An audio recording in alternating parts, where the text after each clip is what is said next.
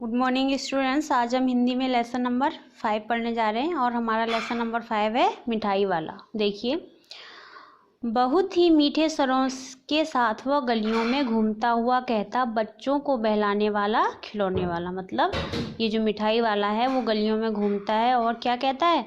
बच्चों को बहलाने वाला खिलौने वाला।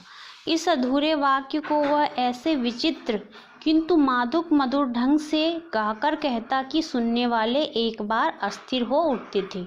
वो इस बात को इस तरीके से मादक और मधुर ढंग से कहता था कि सुनने वाले अस्थिर हो उठते। अस्थिर का मतलब है यहाँ पर जो स्थिर ना हो उसे अस्थिर कहते हैं। उसके स्नेहाभिषिक्त कंठ से फूटा हुआ गान सुनकर निकट के मकानों में हलचल मच जाती थी।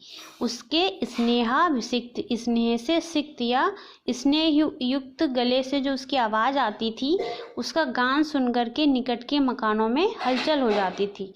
हलचल का मतलब है हड़कंप मच जाता था अथवा वहाँ पर चहल पहल होने लगती थी।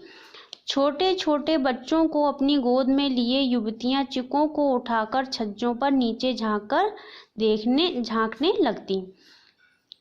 छोटे छोटे बच्चों को गोद में लेकर युवतियां चिकों को उठाकर, यहाँ पे चिकों का अर्थ है, चिक का अर्थ होता है बांस की तीलियों का बना हुआ पर्दा, तो उसे चिक कहते हैं। तो उसे वहाँ पर्दे को उठा करके छज्जा जानते होंगे आप, छज्जा होता है दीवार से बाहर निकली हुई छत का भाग, तो झांकने लगती। और यहाँ पर झांकने का अर्थ क्या होता है? झुक करके देखना। तो छज्जों से नीचे झुक करके देखने लगती थी। गलियों और उनके अंतर्व्यापी छोटे छोटे उद्यानों में खेलते और इठलाते हुए बच्चों का झुंड उसे घेर लेता। गलियों और उनके अंतर्व्यापी का मतलब है अंदर फैला हुआ। तो गलियों के अंदर जो छोटे छोटे उद्यान है, उद्यान का मतलब बगीचे, तो बगीचों में खेलते और इठलाते हुए बच्चों का झुंड का मतलब यहाँ पे समूह से लिया गया है। तो बच्चों का झुंड उसे घेर लेता था और तब वह खिलौने वाला वहीं बैठकर खिलौनों की पेटी खोल देता। आगे देखिए, बच्चे खिलौने देखकर पुलकित हो उठते थे। पुलकित का मतलब प्रसन्न या हर्षित। वे पैसे लाकर खिलौने का मोल भाव करने लगते। मोल भाव करने का मतलब आप जानते ही हैं कि यह कितने का दिया, ये कितने का दिया। पूछते इसका दाम क्या है, मतलब बच्चे अपनी तुतलाती हुई आवाज में क्या कहते हैं? इसका दाम क्या है? ऑल इचका। खिलौने वाला बच्चों को देखता और उनकी नन्ही नन्ही उंगलियों से पैसे ले लेता और बच्चों की इच्छा अनुसार उन्हें खिलौने दे देता। खिलौने लेकर फिर बच्चे उछलने कूदने लगते और तब फिर खिलौने वाला उसी प्रकार गाकर कहता, बच्चों को बहलाने वाला खिलौने वाला।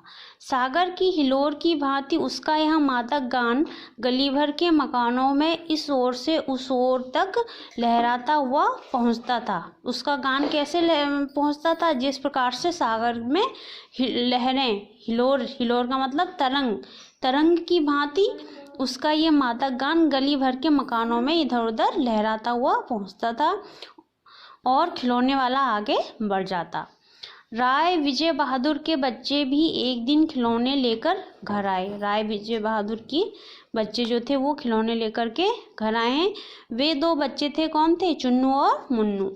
चुन्नू जब खिलौने ले आया तो बोला, मेरा घोड़ा कैसा सुंदर है, मतलब मेरा घोड़ा कैसा सुंदर है। मुन्नू बोला, और देखो मेरा कैसा सुंदर है और मेरा कैसा सुंदर है।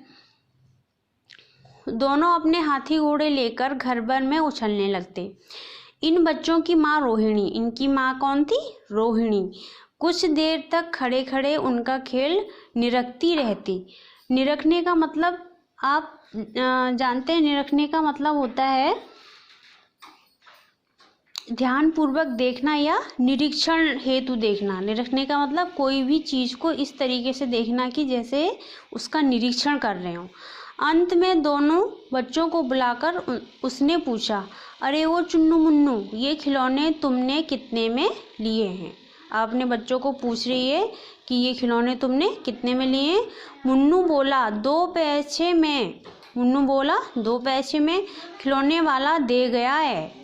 रोहिणी सोचने लगी, इतने सस्ते कैसे दे गया है, कैसे दे गया? अब वो अपने मन में विचार कर रही है कि वो इतने सस्ते खिलौने कैसे दे गया है, यह तो वही जाने, लेकिन दे तो गया ही है। फिर बाद में सोचने लगी, इतने सस्ते कैसे दे गया है, अब दे ही गया है तो इतना तो निश्चय है, मतलब खिलौने तो अब आ चुके हैं। एक जरा सी बात ठहरी, रोहिणी अपने काम में लग गई। फिर उस बात को भूल करके वो अपने काम में लग गई। फिर कभी उसे इस पर विचार करने की आवश्यकता भी भला क्यों पड़ती, फिर वो उस पर विचार करने की आवश्यकता भी वो समझ नहीं रही थी। तो आज हमने इस पाठ को यहाँ तक पढ़ लिया है और इसके आगे हम कल पढ़ेंगे। आप भी पढ़ करके इसका अभ्यास करेंगे।